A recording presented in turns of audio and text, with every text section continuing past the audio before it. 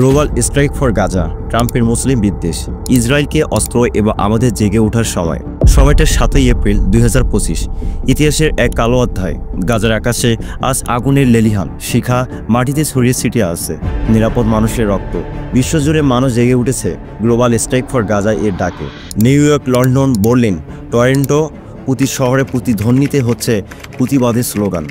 তারা বলছে stop the genocide. তারা বলছে শ্যামন ট্রাম্প। মার্কিন প্রেসিডেন্ট ডোনাল্ড ট্রাম্পের পুনরায় ক্ষমতায় এসে মুসলিমদের প্রতি তার বিদ্বেষপূর্ণ নীতি ও ইসরায়েলকে অস্ত্র সরবরাহের মাধ্যমে গাজার নিরীহ মানুষের উপর যে হত্যাযজ্ঞ চালাচ্ছেন তা মানবতা বিরুদ্ধে অপরাধ। এই ভিডিওতে আমরা আলোচনা করব কিভাবে ট্রাম্প প্রশাসন ইসরায়েলকে অস্ত্র সরবরাহ করে গাজা গণহত্যা সহায়তা করছে, মুসলিম বিশ্ব নেতাদের নীরবতা ও নিষ্ক্রিয়তা, বিশ্বব্যাপী প্রতিবাদ ও বিক্ষোভ, ইসলাম জিহাদের প্রকৃত অর্থ এবং আমরা সাধারণ মানুষ কিভাবে বয়কট ও প্রতিবাদ মাধ্যমে অবদান রাখতে পারে। ট্রাম্প প্রশাসনে মুসলিম বিদ্বেষ ও ইসরায়েলকে অস্ত্র সরবরাহ। মার্কিন প্রেসিডেন্ট ডোনাল্ড ট্রাম্প দ্বিতীয়বার ক্ষমতায় এসে মুসলিমদের প্রতি তার বৈষম্যমূলক নীতি পুনরায় কার্যকর করেছেন। মুসলিম নিষেধাজ্ঞা পুনরায় চালু করে নির্দিষ্ট মুসলিম দেশের নাগরিকদের ভিসা ও আশ্রয় বাতিল করা হয়েছে। ফিলিস্তিনিদের প্রতি সহানুভূতি প্রদর্শনের পরিবর্তে ইসরায়েলের সাথে $1 বিলিয়ন অস্ত্র স্বাক্ষরিত হয়েছে, যা গাজার উপর নির্বিচারে বোমা বর্ষণে ব্যবহৃত হচ্ছে। গাজার স্বাস্থ্য মন্ত্রণালয়ের তথ্য অনুযায়ী এ যুদ্ধে এখন পর্যন্ত 50,000-এরও বেশি ফিলিস্তিনি নিহত হয়েছেন, যার মধ্যে প্রায় 17,000 শিশু রয়েছে। আহত সংখ্যা প্রায় 1,15,000 এর চেয়েও বেশি। ট্রাম্প প্রশাসন জাতিসংঘে ফিলিস্তিনের বিরুদ্ধে একের পর এক ভেটো প্রদান করছে এবং ইসরায়েলের কর্মকাণ্ডকে সমর্থন করছে। তারা দাবি করছে ইসরায়েলের আত্মরক্ষার্থে যা করছে তা ন্যায্য, কিন্তু বাস্তবে আমরা দেখছি এটা আত্মরক্ষা নয়, এটা গণহত্যা। বিশ্বব্যাপী প্রতিবাদে মানবতা জাগরণ। ইউরোপ, আমেরিকা, কানাডা, বিশ্বের বিভিন্ন প্রান্তে মানুষ গাজার পক্ষে রাস্তায় নেমেছে। ওয়াশিংটন ডিসিতে ট্রাম্প বিরোধী বিক্ষোভ হাজার মানুষে অংশগ্রহণ করছে।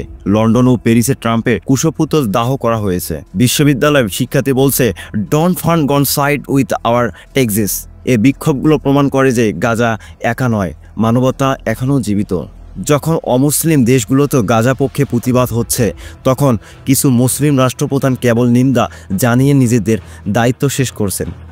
কিছু দেশ ট্রাম্প প্রশাসনের সাথে সুসম্পর্ক বজায় রাখতে ইসরায়েলের প্রতি নীরব সমর্থন দিচ্ছে।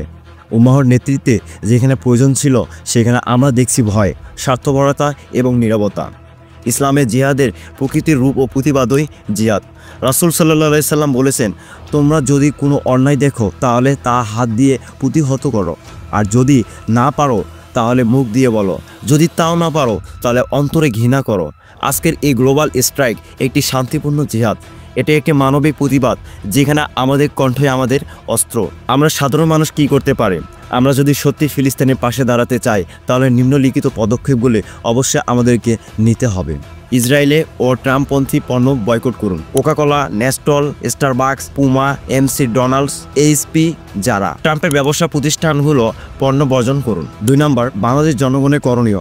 সোশ্যাল মিডিয়া সচেতনতা বৃদ্ধি করুন।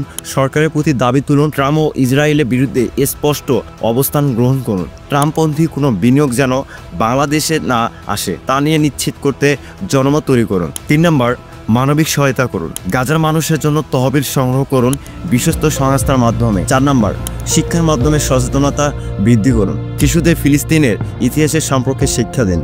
বন্ধু বান্ধবদের সচেতন করুন। আর মসজিদে, ক্লাসে, কর্মস্থলে আলোচনা ছড়িয়ে দিন। গাজার প্রতিটি মৃত্যুর জন্য দায়ী কেবল দখলদার ইসরায়েল নয়, দায়ী ট্রাম্প প্রশাসনও। আর যদি আমরা চুপ থাকি তাহলে আমরা ইতিহাসে কাট করে দাঁড়াবো। আর যদি আমরা জেগে না উঠি তাহলে আগামীকাল আর সময় থাকবে না। গর্জে উঠুন, বয়কট করুন এবং ছড়িয়ে দিন বার্তা এনাফ ইজ এনাফ। ভিডিওটি ভালো লাগলে লাইক করতে ভুলবেন না এবং কমেন্ট বক্সে আমাদের আপনার মতামতগুলো জানিয়ে সহযোগিতা করুন। আর নতুন নতুন এই তথ্যগুলো পাওয়ার জন্য অবশ্যই চ্যানেলটি সাবস্ক্রাইব করে পাশে থাকুন। এতক্ষণে ফেস অফ কোশ্চেনের পাশে থাকার জন্য আপনাকে ধন্যবাদ। দেখা হচ্ছে আরেকটি ভিডিওতে। আল্লাহ হাফিজ।